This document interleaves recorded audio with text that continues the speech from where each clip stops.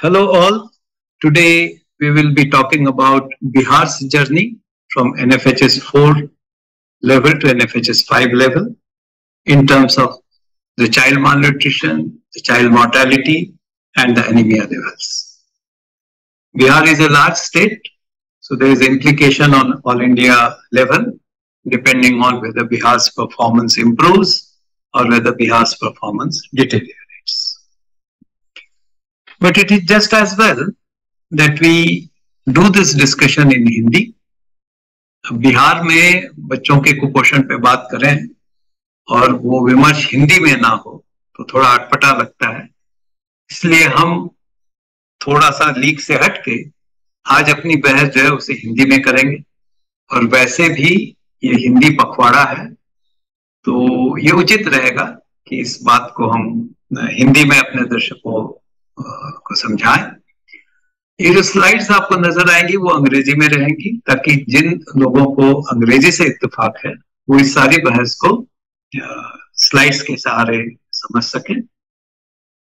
तो हम पहले कहानी शुरू करते हैं कि बिहार में कुल मिला के हमें क्या नजर आता है। कुल मिला के ये नजर आता है कि बिहार ने जहां तक कुपोषण घटाने का सवाल है वहां अंडरवेट और स्टंटिंग इन दो क्षेत्रों में ठीक ठाक काम किया है। मैं बिहार की खुद से तुलना कर रहा हूं, मैं बिहार की सर्वभारतीय स्तर से तुलना नहीं कर रहा हूं। यहां तुलना बिहार के NFHS 4 की स्थिति और बिहार में NFHS 5 में जो स्थिति है उसके बीच में तुलना हो रही है।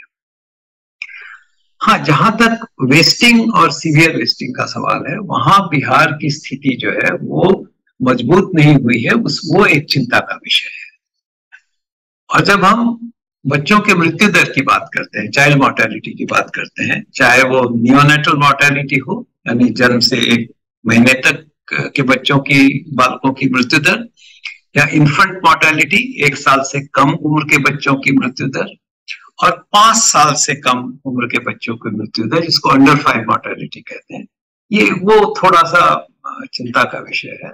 और कुल मिला के ये लगेगा कि बिहार को एक काफी लंबा रास्ता तय करना है कुपोषण मुक्त बिहार की ओर अगर हमें जाना है। लेकिन है कि हम महत्वपूर्ण चीज ये भी देखते हैं कि बिहार बड़ा राज्य है, तो बिहार के जो अलग अलग इलाके हैं उन अलग अलग इलाकों में कुपोषण के घटने या बढ़ने की कहानी जो अलग अलग हिसाब से चली है। तो इसलिए आवश्यक है कि हम बिहार का नक्शा देखें और वहां पे देखें कि कहाँ पे चीजों में स्थिति में सुधार हुआ है, कहाँ पे स्थितियां खराब हुई है, ताकि हम इसके बारे में जो भी पदक्षेप लें या जो भी उपाय करें वो एक विकेंद्रीकृत हिसाब से करें, ना कि एक पूरे केंद्रीकृत हिसाब से कि सारे बिहार के लिए एक ही उपाय लागू करें, वो नहीं हो सकता है। जब हम अंडरवेट की बात करते हैं, अंडरवेट यानी बच्चे का वजन बच्चे की उम्र के हिसाब से कम है या ठीक ठाक है या ज्यादा है, तो वहां हम देखते हैं कि NFHS 4 का जो नक्शा अगर आप देखेंगे तो सारा दक्षिण बिहार वो एक लाल पट्टा है, और पूर्वी बिहार में भी अगर आप देखेंगे तो एक पुंज है या एक समूह है जहां पे बच्चों के अंडरवेट की परिस्थिति भी बहुत खास नहीं है। और जब हम डेटा रेंज की बात करते हैं तो वो 30.5% बच्चे अंडरवेट थे, ये सबसे कम स्तर पे, और 54 तक वो आंकड़ा जाता है। उसमें थोड़ी सी कमी आई है, बिल्कुल जिसको मार्जिनल कहते हैं, जो 30 की जगह 30.5 की जगह 28.2 हुआ है और 54 की जगह 52 हुआ है। थोड़ा फर्क पड़ा है। लेकिन अगर आप जिले के हिसाब से देखें तो आप देखेंगे कि सारा जो दक्षिण पश्चिम वाला इलाका है वहां ये एक हरी पट्टी आपको नजर आती है, और जो लाल पट्टी NFHS 4 में नजर आती थी उसमें भी परिवर्तन होकर वो पीले और हरे रंग की तरफ बढ़ी है। हम लोगों ने लाल, पीला और हरा बिल्कुल ट्रैफिक सिग्नल से भाव से देखा है कि लाल जो हो तो खतरा दिखाता है, हरा कहता है कि ठीक है रास्ता साफ है, और पीला जो है वो रंग बिल्कुल इंटरमीडिएट का आता है। तो इसे हमें देखने में और समझने में सहूलियत होती है। अगर हम स्टंटिंग की बात देखें तो बच्चों का वजन जो है, बच्चों की ऊंचाई जो है वो उम्र के हिसाब से कैसे दिखती है, तो वहां भी हम देखते हैं कि एक परिस्थिति में सुधार हुआ है। खासकर जो एक पट्टा आपको नजर आता है पश्चिम से पूरब की तरफ जाता हुआ, वहां पे जो रंग है वो पीले और लाल से बदल के एक हरी पट्टी आपको यहाँ पे नजर आती है। दक्षिण बिहार में भी परिस्थिति में सुधार हुआ है, और उत्तर बिहार का जो एक लंबी सी आप लाल पट्टी देखते हैं NFHS 4 में, वो बदल के वहां पे परिस्थिति में सुधार हमें बिल्कुल स्पष्ट नजर आता है। जहां तक डेटा रेंज की बात देखेंगे, उसमें फिर हम देखेंगे कि कमी जो है बहुत ज्यादा नहीं है। 35.6 और 57.3 NFHS 4 में था, वो घटी है, लेकिन वो बस थोड़ी सी घटी 34 से लेके 54 तक हुई है। लेकिन जिलों के हिसाब से जैसा मैंने कहा, आप देखेंगे तो परिस्थिति में सुधार दिखता है। ये कहानी क्या हमें वेस्टिंग में दिखती है? वेस्टिंग माने बच्चे की जो ऊंचाई है, वो वजन जो है वो ऊंचाई के हिसाब से कैसा है। बहुत दुबला छरहरा बच्चा तो नहीं है, या अगर हम ओबेसिटी की तरफ जाए तो बहुत ज्यादा मोटापा तो नहीं है। लेकिन आज हम इसमें वेस्टिंग की जब बात कर रहे हैं तो उसमें हम देखेंगे कि जो वेस्टेड बच्चों का प्रतिशत है वो बढ़ गया है NFHS 4 और NFHS 5 के मुकाबले। ये थोड़ी सी आश्चर्य की और चिंता की भी बात है।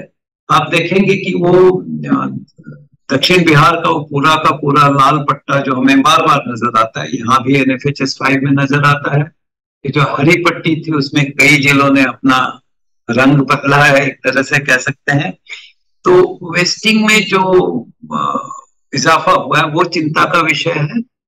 आप इसमें देखेंगे कि जो रेंज है 14.8 से 30.7 तक की थी, वो निचले स्तर पे तो घटी है। 14.8 से वो थोड़ी सी घट के 12.9 हुई है, लेकिन वो 30.7 से बढ़ के जो 35.6 हुई है, ये अपने आप में चिंता का विषय है। इसके बारे में सोचने की जरूरत है।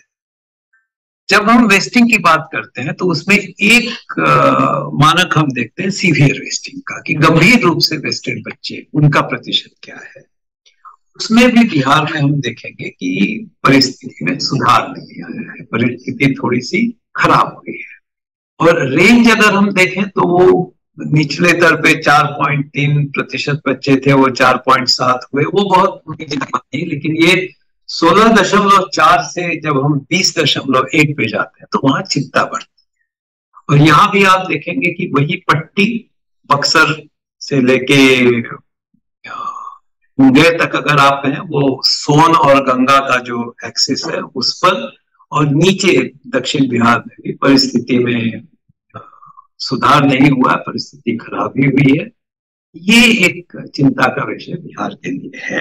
तो जो हम लोगों को स्टंटिंग में जो परिस्थिति में सुधार नजर आया, लेकिन वेस्टिंग और सीवियर वेस्टिंग में चिंता बनी रहेगी।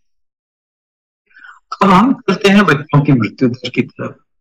वहां अगर हम देखेंगे तो बिहार में परिस्थिति में कोई ज्यादा सुधार नहीं हुआ है।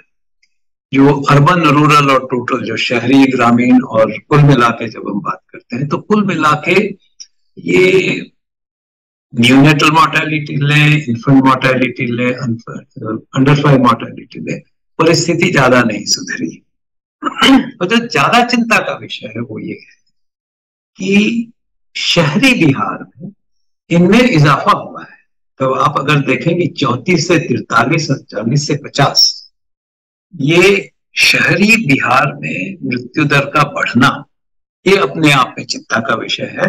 हाँ, लोग ये कह सकते हैं कि भाई इसको हम एक बार क्रॉस चेक करके देखेंगे कि SRS का डेटा क्या कहता है। बेशक देखें हम, लेकिन अगर NFHS डेटा की अगर हम बात करें तो NFHS 4 और NFHS 5, इसमें जो अगर आंकड़े देखें तो बच्चों के मृत्यु दर में जो बढ़त हुई है खासकर शहरी बिहार में, वो चिंता का विषय रहेगी। एनीमिया की कहानी क्या है? अगर हम 6 महीने से 60 महीने तक के बच्चों का एनीमिया स्तर देखें तो उसमें गिरावट आई है, मतलब एनीमिया स्तर बढ़ा है। और वो आप देखेंगे कि वही दक्षिण बिहार का पट्टा, नीचे का लाल पट्टा, वो हमेशा हमारे नक्शों में आ रहा है। तो वहां पे एक खास ध्यान देने की सरकार को जरूरत पड़ेगी। और अगर हम 15 से 19 वर्ष इस उम्र महिलाओं के एनीमिया का स्तर देखें तो वहां भी हम देखेंगे कि NFHS 4 के मुकाबले NFHS 5 में परिस्थिति खराब हुई है। और जो डेटा रेंज जिसको हम कहते हैं कि 50 से लेके 70% तक महिलाएं एनीमिक थी, जो NFHS 4 में वो प्रतिशत जो है वो 54 से 76 तक चला गया है। ये चिंता का विषय है।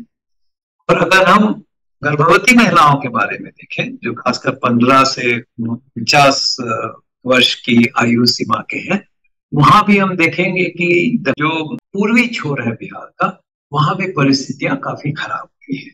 और डेटा रेंज की अगर हम बात करें, 40 और 72 था, अब ये 37 से 74 हुआ है। वो कोई अपने आप में बहुत ज्यादा नहीं बढ़ा, लेकिन जिले के स्तर पे अगर हम देखें तो हम परिस्थिति विषम होती हुई देखते हैं। ये भी चिंता का विषय है। बिहार में एनीमिया की परिस्थिति जो है उतने, एनीमिया के आंकड़े जो है वो उतने इम्प्लॉजिबल या भरोसा ना करने लायक नहीं है जैसा हमने कुछ राज्यों के पिछले विश्लेषण में देखा हुआ था। तो इसलिए एनीमिया पे थोड़ा गंभीरता से विचार करने की जरूरत पड़ेगी। कुल मिला के जैसा हमने पहले कहा, कहानी यही रही कि बिहार ने अंडरवेट और स्टंटिंग के मामले में तो अपना प्रदर्शन ठीक ठाक किया है, लेकिन जहां तक बच्चों की मृत्यु दर का सवाल, बिहार का परफॉर्मेंस अच्छा नहीं रहा है। वेस्टिंग में बच्चों का जो वेस्टिंग की दर है उसमें बिहार के आंकड़े अच्छे नहीं हैं और एनीमिया में अच्छे। तो कुल मिला के अगर कुपोषण मुक्त बिहार की बात करें तो बिहार को एक बहुत लंबा फासला तय करना है। यहाँ पे एक रोचक बात ये होती है कि अविभाजित बिहार जो था, मतलब आज का बिहार और आज का झारखंड, अब इनमें इनकी जो यात्रा है NFHS 4 और NFHS 5 वाली, क्या उसमें समानताएं हैं या दोनों राज्य अलग अलग दिशा में गए हैं? इसके लिए आपको हमारे झारखंड के विश्लेषण का इंतजार करना पड़ेगा। लेकिन ये बात हम आपके विचार के लिए छोड़ देते हैं और अगले एपिसोड में फिर मिलेंगे। धन्यवाद।